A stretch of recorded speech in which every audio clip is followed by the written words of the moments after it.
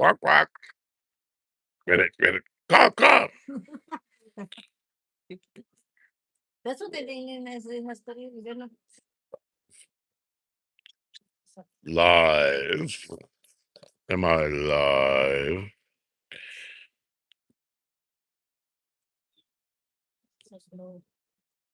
I'm shadow banned. Live. Oh my gosh. But I have I'm live. Okay. Smash that like button, everybody. I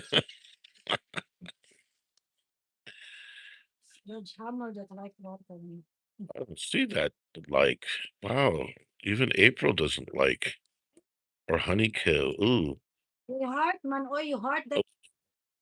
you have to double click your screen that makes you. Oh, still don't have one. Oh, I got my like. Oh, I feel so fulfilled. Thank you, honeykill and April. Well, howdy, folks. We are here today in Kata Beach. Oh, Tim Dizzyak's in the house. How are you? Hello. How are you? How you doing today? Tim Dizyak, he's doing okay. He's hanging out in Angeles today. I won't quit my day job no matter what you say. Psh. Hey, I might not sing like Sinatra, but at least I try. Honeyco's in the house. Tim Dizzyak's in the house. April Arcelia's Corner is in the house. Yeah. So what we're gonna do here today is we are in Kata Beach, not Kaka Beach. Now, believe it or not, when we lived in Mactan, the beach right next to our house was known as Baño Beach, which in Spanish means bathroom. Those are the chitlins. Hey, chitlins. We're gonna walk across to the beach area. We're in the park here. They have this nice park, and no one's here but us at the moment. And we're gonna walk on across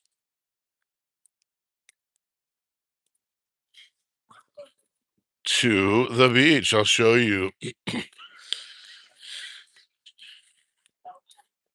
You can sort of see one of the many reasons why Phuket became so famous. I think Phuket really put Asian tourism on the map about 25, 30 years ago. It's still a big deal. A lot of people stay away from it because they think it's more expensive, and I think it is a little bit more, but it's not outrageously more, not this time of year. This is the low season, they call it. You can see the mountain right there. It's very beautiful here. The weather's not that bad. It's not that hot. And we've only had 2 times where we've had any rain at all. So we've been kinda lucky.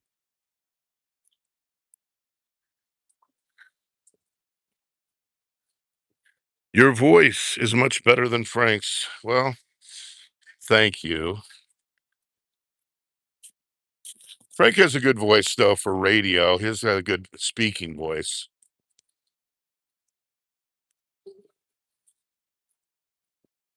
I used to tell Frank that all the time. If you just focused on positive vlogging, there's the park, the mountains.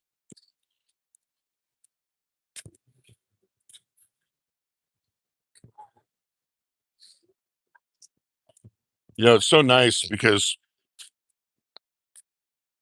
they give lots and lots of places to sit, as well as all these down here.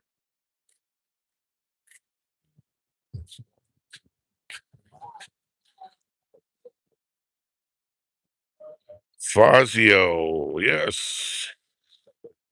Every time I Circuit Fazio's, I don't see. Oh, well, welcome, Mr. Circus. Anyway, I'm gonna show you guys. So they got all these umbrella type deals here. Now, this is Kata Beach, and just to the other side of it is Caron Beach, and then after that it's Patong, and that is about 7 to 8 kilometers away from where I'm standing right now. So if you look at where the land bends there on the other side of that is Caron Beach.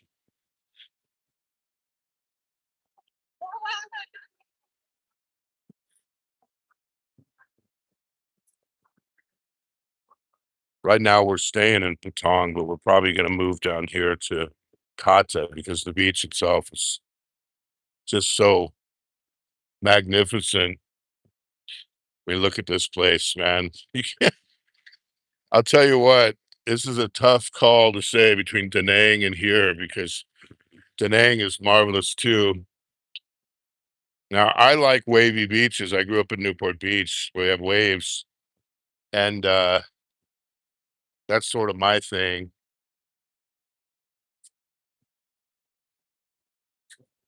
We lived in Boracay for a long time, and that's much stiller waters and certainly kids more kid friendly. But this is tough to beat. Tough to beat, man.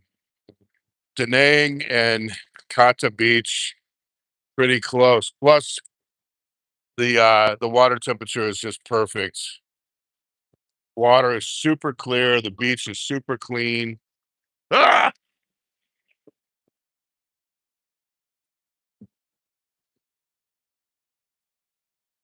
Yeah, the water is super warm.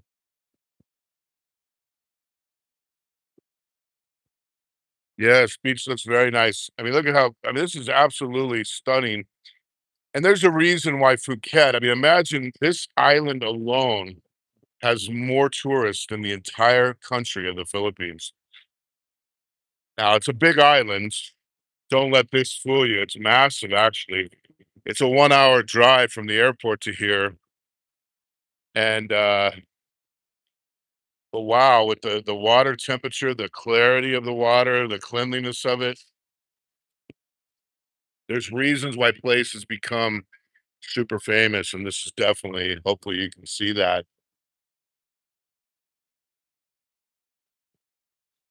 And you know what's interesting?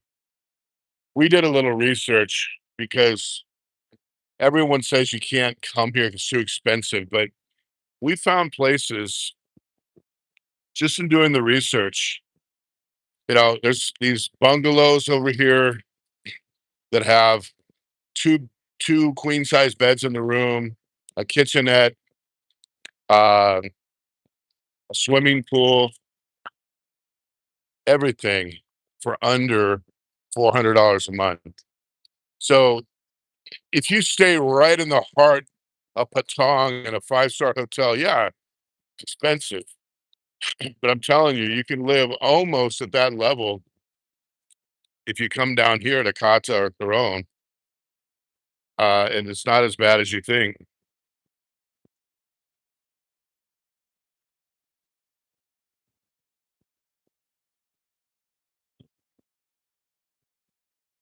Oh yeah, the water is very warm, just like the Philippines. I think Thailand is well, where we're at. It's more south, closer to the equator than Boracay, slightly, and so it's the water is going to be a little bit warmer. When we left Da Nang 2 weeks ago, I made some videos of being out on the beach. That was so warm there. That was almost like bath water. This is the type of water temperature, though, that you would get if you were wearing like a wetsuit, you'd be sweating your ass off. But the temperature itself is not bad here. It's like 30 degrees, 29 Celsius. It's incredibly mild. We were out last night late. It was actually almost chilly, and then we made one over in Patong Beach, um, at 6 o'clock in the morning the other day, and that was actually kinda cold. I would say cold, cold. Not cold if you're from Chicago or wherever Tim Disiak was raised by up there by Niagara Falls, not that cold, but cold for us Southeast Asia type people.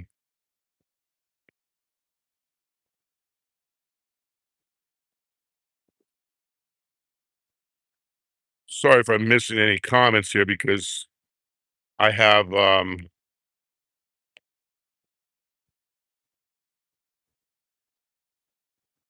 yeah, the tsunami, Mike, and, they have that here too. They have, sort of a monument, a museum. They have all these warning systems now. That had never happened before and hasn't happened since. And so because of that, they put in an early warning system all over Southeast Asia. So now, like in that particular case, I think they had 6 or 7 hours chance to get people. If you were on the second floor of a building, you had no problem, and even in that situation, but they didn't know it was coming. That was the problem. Now they have warning signs. They have people, hours before. They have sirens on every corner to get people out of the get it to a higher ground. Very tragic for here and for Indonesia where that hit.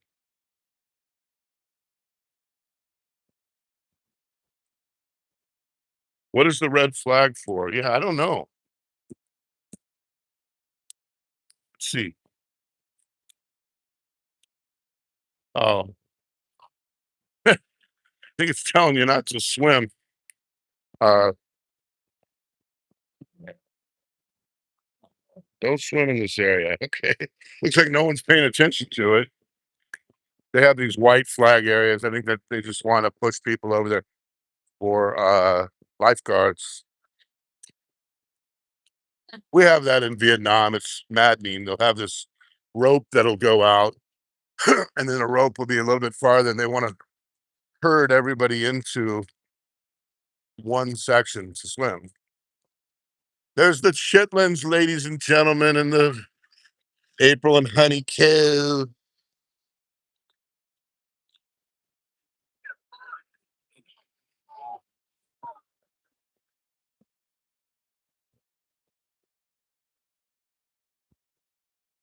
tigers. That I don't know. We've only been here 2 days, and I think they do. They definitely have elephants here, and I saw somewhere where there was tigers. There is a bodyguard there or a lifeguard there. He wants people out of it, I guess.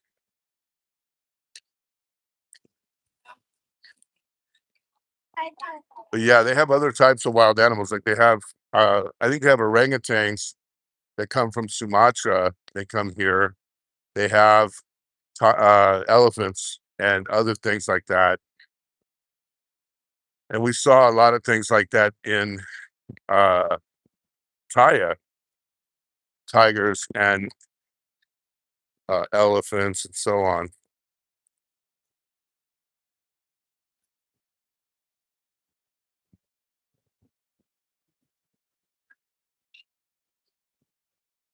Well, anytime you see waves like this, you get people in Asia freaking out.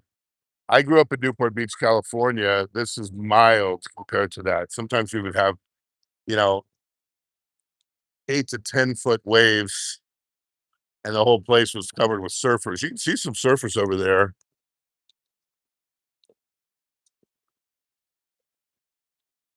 I will say though, water quality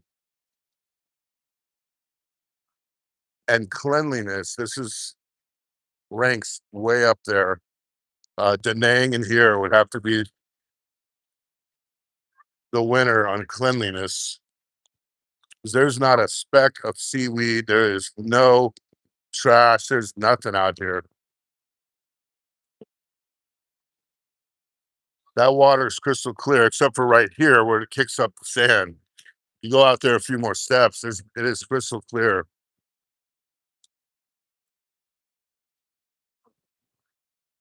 I think the lifeguard is fighting a losing battle here.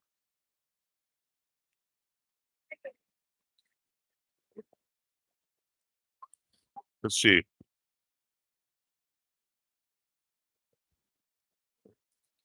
Small waves, you're right.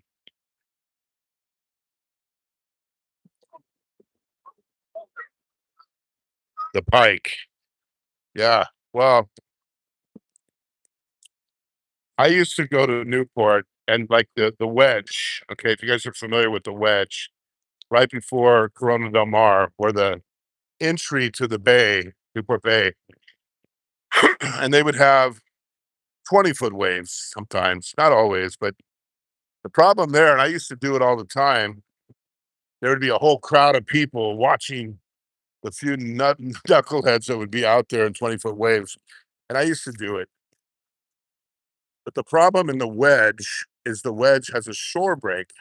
They have two breaks. One breaks off the jetty, and the other one is the natural break that comes into the jetty. And it dumps you right on the sand. You're not gonna survive it if you get spit out. So, but if you go to other parts of California, like Mavericks, I have seen 50 and 60-foot waves there, and I didn't go into that. I think the highest I've ever been in is 20-foot waves myself. Once it gets above 20, it gets a little scary. The guys that are out there, it's, beyond 20-foot waves, 50, 75-foot waves, and so on, they're tough. Tough guys, believe me. You gotta be. Yeah, the sand is super fine here, super fine, beautiful sand.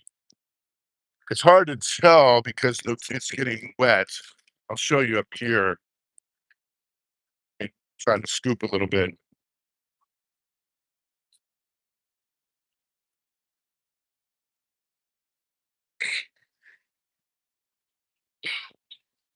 Very, very fine sand.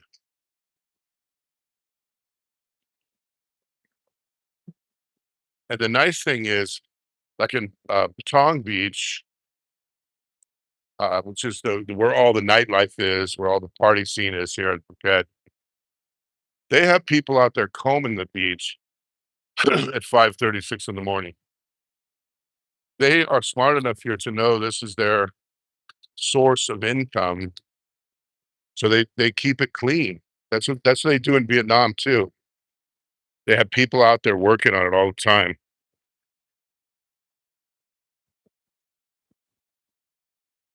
Yeah, very fine sand.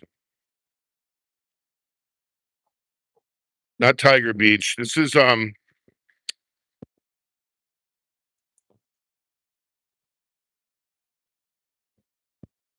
yeah, it is nice and clean. This is Kata Beach, Kata. So on this side of the island, you have Patong, where the nightlife is, all the party scene. The beach is there too. And the beach is awesome there too, but it's just not awesome when you compare it to this. This is really, really good. And then between Patong and Kata, you have Caron, Karon. Some people like that beach better. Some people like it worse, but it's a very long, long, long beach that takes you back over toward Patong.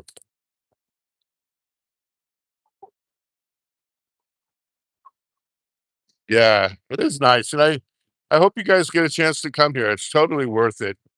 Like I said, we have found we always live out of our means. We're not good at being budget travelers. I don't want to lie to anybody about this.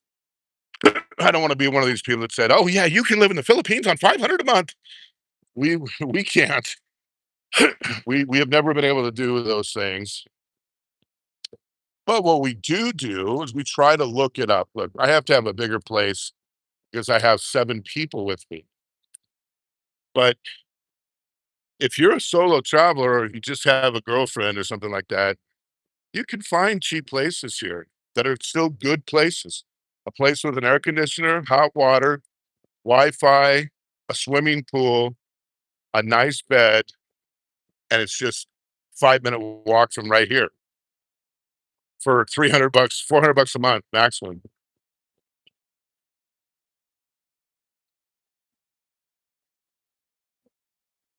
I also find it interesting when people in the Philippines think that they can't do anything outside of there, but Philippines is much more expensive, especially than Vietnam, and certainly more than I'd say more than Thailand too. It's pretty close, but when we lived in Boracay, we were spending 85K a month for rents. The rents are extremely high because there's not a lot of rentals available, and the food is much higher there because everything's imported in. But we loved it there. We did. And if you were again, I have to do that because I got 7 people with me. If you're a solo traveler or with just a girlfriend, you can do Boracay cheap too, probably 1,500 a month to 2,000. You could probably realistically do it if you're conservative. If you're not conservative with your spending, then you need between 2 and 3,000 a month. But here, I think you could probably swing this for, 1,500 a month if you're a solo or couple traveling, especially if you eat the local Thai food. If you eat foreign food, all bets are off because, imported expat food is more expensive than what that food would cost back home.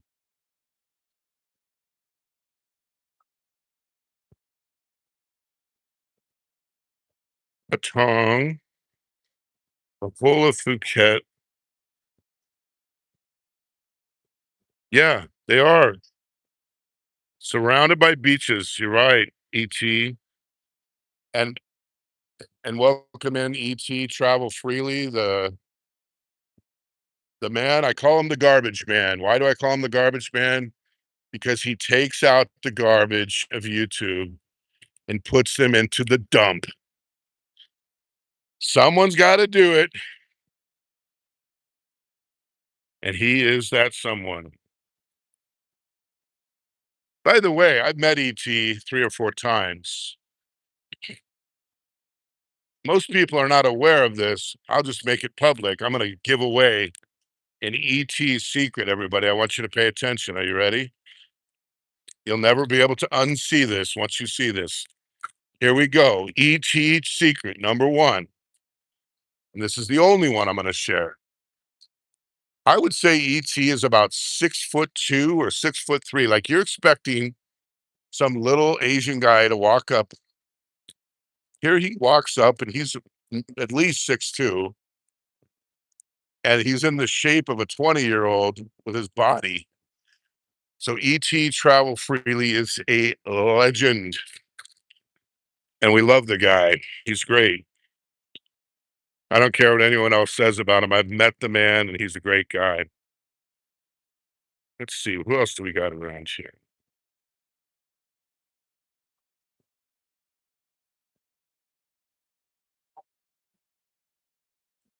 Yeah, the weather. Uh,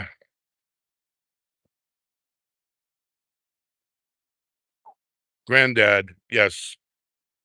Sorry, that it's kind of a glare here on my phone. Yeah, I mean the weather is unbelievable. Most people don't want to come. It's low season or rainy season. But we were in Bangkok for 8 days. We only had an hour of rain in 8 days. We've seen maybe 30 minutes of rain here in 4 days, 3 or 4 days, whatever it's been. And the weather's great. I mean, it's only like it feels like it's 29 or 30, maybe 80 degrees in the US using the imperial system, 80, 82 or something like that. Can you say Havar? Hevar. Yeah, thank you, Haver Havel. Thank you for stopping by. I'm trying to get to all of them, but there's a lot of glare and my eyesight ain't so good. Okay, Tim Dizziak, the legendary Tim Dizziak in Angeles City, longtime residents of the Philippines and Air Force hero, another great guy.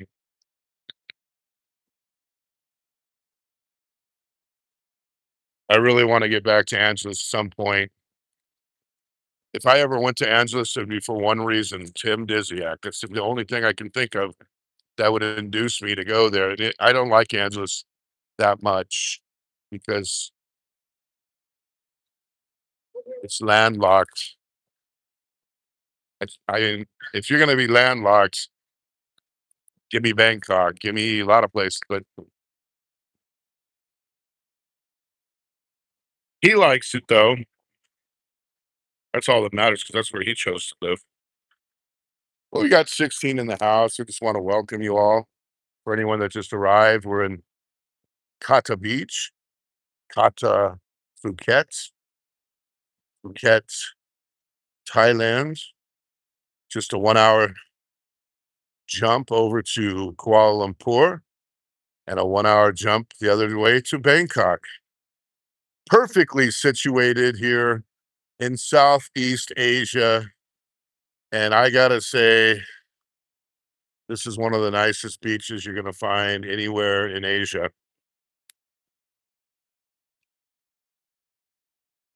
Beautiful beach. Tell the sun is behind that cloud right there. They have beautiful sunsets here.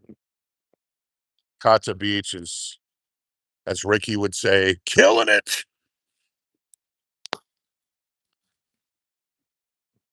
Grandan. Yeah, I love that sky. You're right. Me too. Another thing I like a lot, I don't mention this enough, I should. The people in Thailand are just fantastic. They're the sweetest people. I think, you know, Thailand has been the tourism king for the past 10 or 15 years. That just got beat by Malaysia this last year. Malaysia blew past Thailand this last year, but Thailand was number one for 10 or 15 years. Why do you think 40 million people flock to Thailand in a year? Well, this is one of the reasons, obviously, but part of it is the people are just so sweet. They're just very sweet, very attentive, and I love the Thai people. Absolutely love them.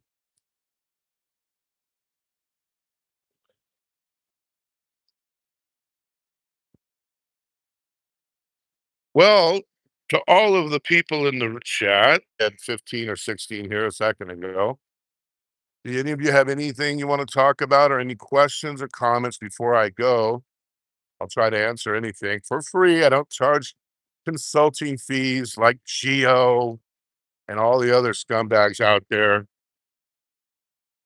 I have more than 12 or 13 years living in Asia, between Japan, Malaysia, Thailand,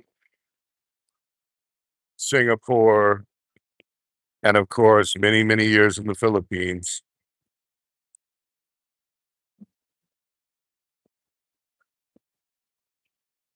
Talk to real people, boots on the ground, who don't want to charge you to answer a question.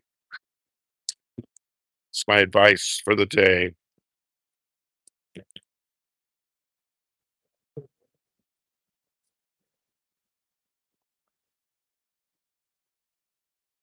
Another friendly advice, don't hide. If you're going to be on social media, just come out, Don't worry about what a few knuckleheads have to say.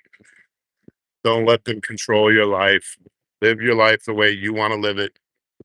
Don't hide. Don't be afraid to show your girlfriend or your whatever. No one's gonna do anything. This is all a big myth.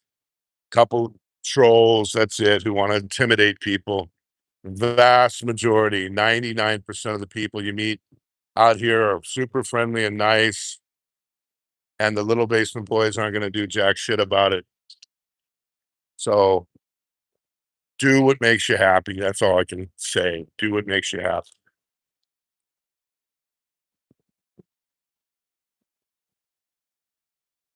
Alright, well, think that's about it. I hope you enjoyed the footage. I certainly enjoy delivering that footage.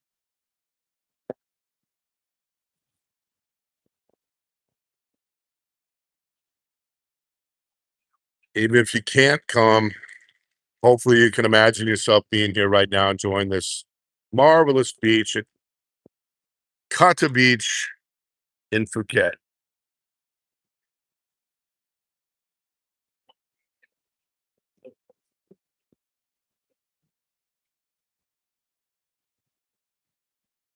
Thank you very much, Granddad.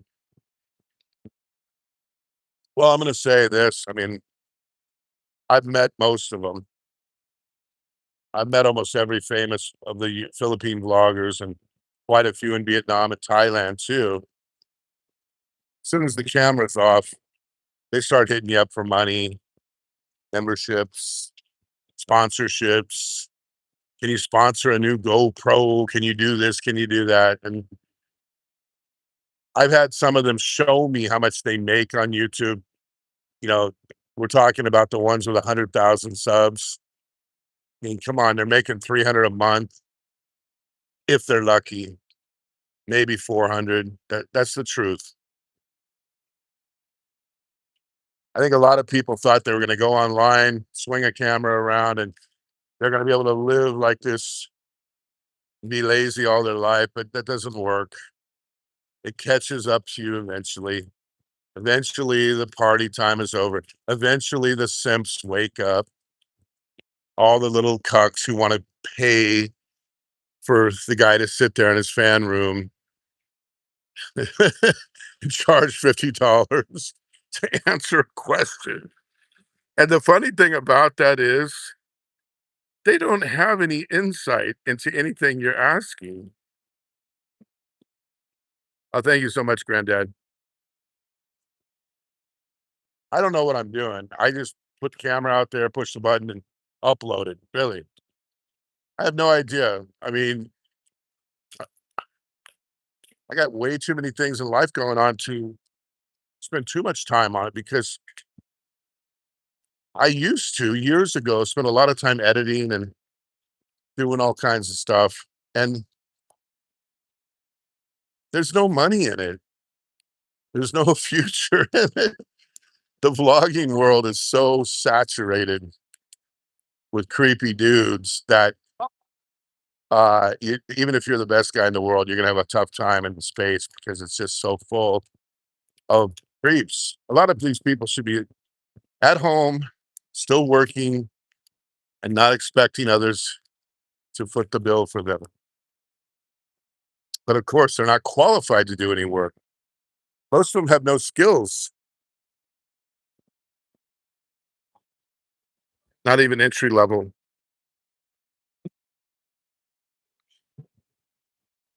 I don't want to go on a rant about that. No offense to Mad Matt. I like Mad Matt. Shout out to Mad Matt, Matthew. Hope you're doing well. But yeah, you're not going to make money at this, guys. The only way you're going to make money at it is if you scam the shit out of people. Why do you think Ricky stopped doing so much? He was making some money. And I always try to give Ricky money because I find him entertaining. I want to encourage him. I like to encourage Ricky because he tries. He tries. He goes out to Baraka. He brings the date. He's had a lot of bad dating experience, but he keeps trying. That's why I like to give to people like that. Of course, I know him personally, but he'll be the first to tell you there's no money in this anymore.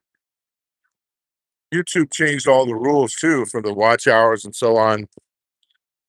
So it should just be something you love to do, not expecting anything more.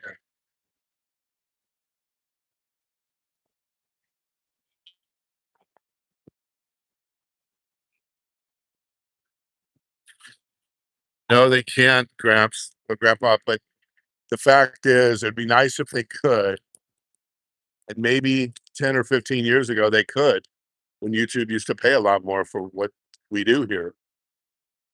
But I make more money in a day at work than the number one vlogger in the Philippines makes in a month as a vlogger. So you gotta say, where do I want to spend my time? Do I want to go work and actually make money, or do I want to spend it here in a fan room deceiving people and trying to deceive girls with sex for visas like so many of these guys have done? I don't have any allegiance to them because they're bloggers or because they're Americans. See, there's so many good Americans like Tim Dizziak that deserve credit, that deserve what he's got because he did 20 years in the Air Force. He's a decent person. He makes very good videos, and he's just a decent man. But all the people with consultations and fees and give me $10, I'll answer your email. Give me a break. They wouldn't even qualify as the janitor of the company. You're going to give them CEO wages for the per minute amount, $100 a second. I mean, it's completely crazy. Yeah, just as a pleasure. I like we always put our videos in private after a few weeks or months once we go to the next country, and so I can be encouraged to make new videos, new memories. So I have hundreds and thousands. I've been all over the world, and I'm able to save it for the family. So many of the videos we take, they never get put out in public. And here's my family right there. Those are my chitlins. How is it? Oh no, I thought that was sorry. I thought that was my chitlin there.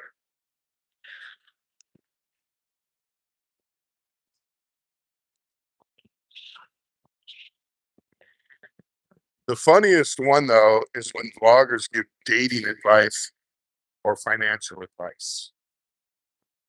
None of them have a pot to be in or a window to throw it out of. That's a Popeyeism. And none of them have ever had a successful relationship. And yet people are going to them.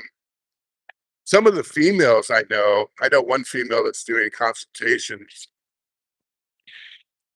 to teach you what your Filipina can do, teach you what your Filipina, my Filipina, my Filipina, my Filipina. And she's charging all these services for relationships. And she's got like 5 kids from 5 different fathers, never had a successful relationship in her life. And yet she's the relationship expert. I mean, it's truly, truly unbelievable.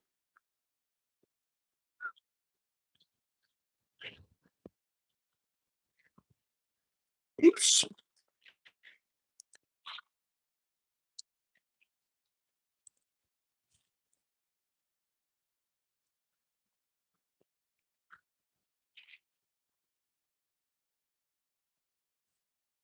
Well, that's the granddad. That's the thing. Normal people aren't envious.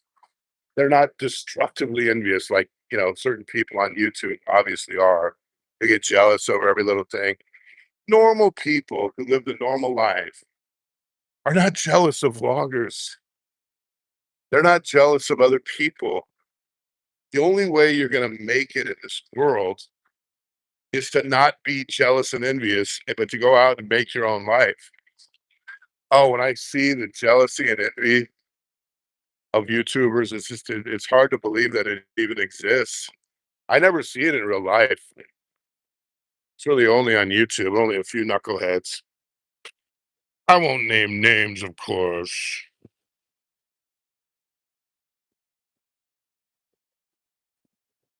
Oh, granddad, the one I'm referring to is this person has admitted that she has 5 kids from 5 different fathers. There's another one I met, I'm not gonna name names.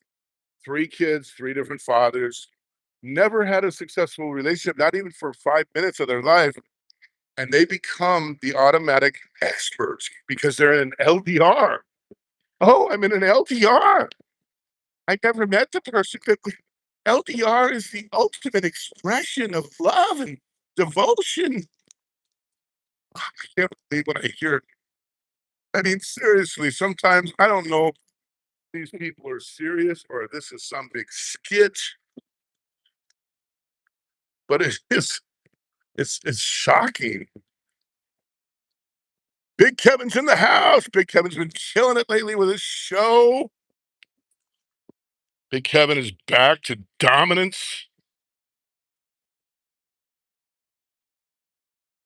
and he always I wanna if Kevin's listening, I wanna clear this up. Kevin always says, "You're beautiful, April," and then he follows that up with, "Is that gonna make Big E upset?" Well, I wanna clear that one up. I think she's beautiful too, her and Honeycomb. To my eyes, that's what I like, and if other people appreciate it, I appreciate their appreciation. I don't take any offense to that at all. Plus, the 2 girls will tell you, I don't have a jealous bone in my body. I'm not just not a jealous person, I never have been. In fact, I don't remember any time of my life ever feeling jealous for even 1 second. Someone can steal them from me, then they deserve to be taken. If I'm not the best for them, then I want them to have what's best, and I'm gonna try my hardest to do the best for them, but I don't waste my time with jealousy, whether it comes to other men or whether it comes to other people's wallets or whatever, their possessions.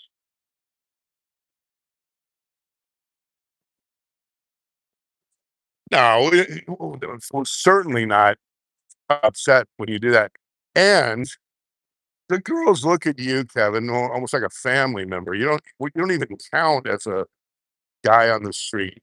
Our kids like you. The kids look at you as a family member.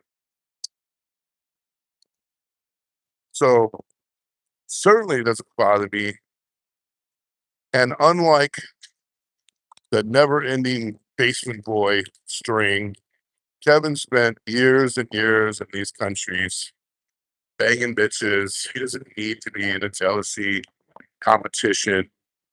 He has a lot of memories, and he has his kids as well, and he was just here, 6 months ago from Thai.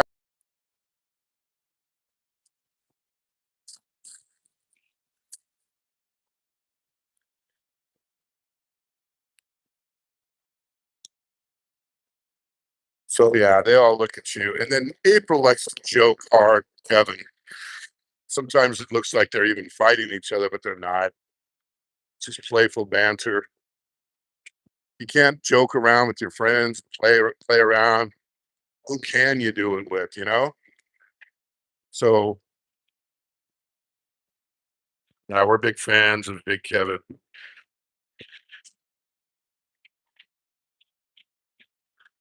Well, Kevin has 1 bad memory, 2 bad memories. One, the bolo, and the other one, Ring the Bell, where they came demanding their $200 that he didn't have. I think other than that, it's been mostly positive. There's the family right there. There's Hi, Big Kevin.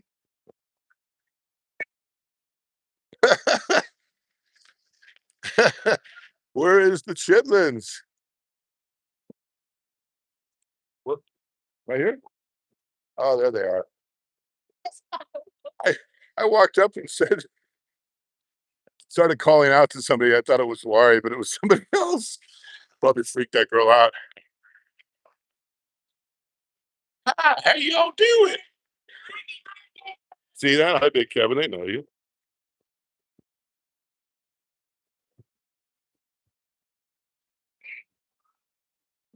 Yeah, I think his next adventure, he's coming back to Thailand, maybe in January, 3 months, 2 months, 3 months. Gonna come back and bottle up some more memories. Kevin's got a lot of gadgets, so he can take a lot of video and get a lot of memories.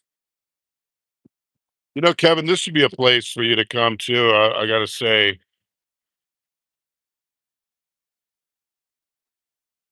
bags are packed. Wow, you're way out there, huh? Because this place has an unbelievable nightlife, Kevin. It's like Pattaya. I have a video up there. I think it's called Walking Street or something. There's no commentary. It's like 5 minutes. You can see the endless places, endless bars, endless nightlife, restaurants, live bands. They have that over here in Patong. But if you come on this side, which is about a 10-minute drive, 15-minute drive, the prices are way cheaper. And then you get the amazing beaches over here.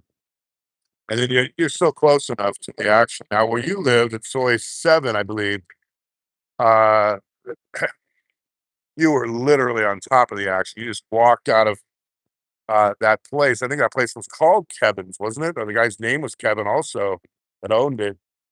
We went there. We took some video of Kevin's place and we walk out the front door. You turn right, and all of Kevin's broads, beasts and bitches are sitting there waiting for him. I mean, I don't think he has to walk more than 100 feet, and he was on top of it.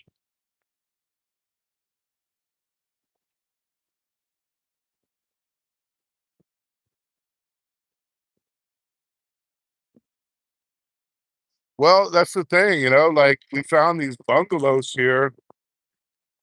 I was looking at prices, thinking of you because we found some just 5-minute walk to where I'm at right now for under 400 a month. I think you were paying 400 a month where you were at, and that place is very worse than this, much worse. And the other thing about this versus Pattaya, we like Pattaya, but as you know, no one goes in the beach at Pattaya.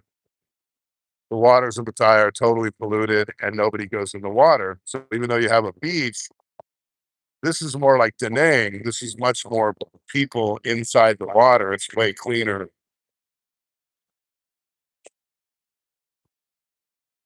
But as far as like the malls, the nightlife, Pattaya versus Phuket, boy, it's really close. Really close. I would probably say Pattaya is more like just ever so slightly more, but not by much. It's very close. But in terms of beauty and beaches and stuff, this place blows it away, not even close. Pattaya's good too because it's only a quick ride, 2-hour ride. This is 2 hours too because you have an hour flight and then it's about an hour from the airport over here. But it might be the same price to get here. If you were packing light, didn't have a bunch of suitcases, because you could take the bus for 125 baht here from the airport. And then my ticket was $50. Sometimes the tickets to Phuket are only $25. It's a little bit more right now because of the war. So it might end up being cheaper than going to Pattaya.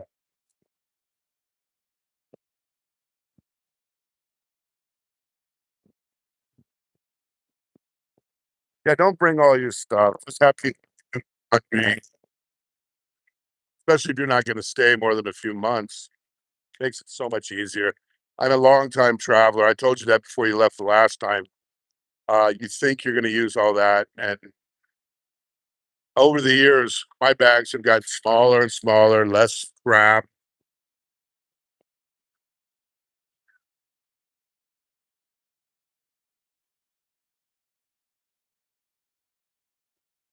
Well, we had a nice showing here earlier. We had about 25 people in the chat. Now it's dwindled down here a little bit. So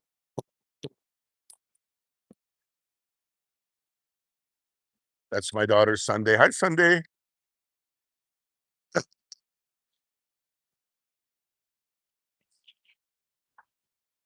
My daughter's youngest is named Sunday.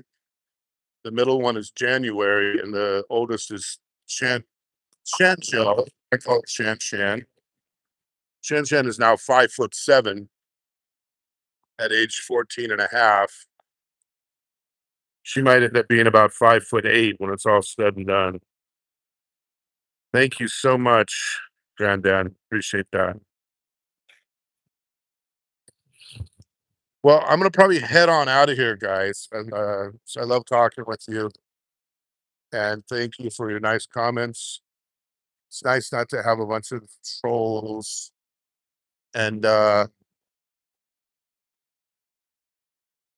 just enjoy the scenery, that's enjoy the scenery, have a few little chit chats, and that's it. Nothing more. But I'm gonna probably head on out. So thank you guys very much.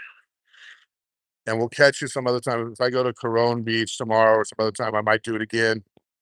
But once I've done a few vlogs in a place, I usually stop doing it. So there's probably going to be a month or so where we're probably going to stay in Phuket for a month, maybe month and a half. I have a business trip coming up to Europe and to Israel and to Jordan. So I won't be able to stay forever, but we will stay. And then you run out of places to show, so you show what you can show, and then you stop recording because there's nothing else to show.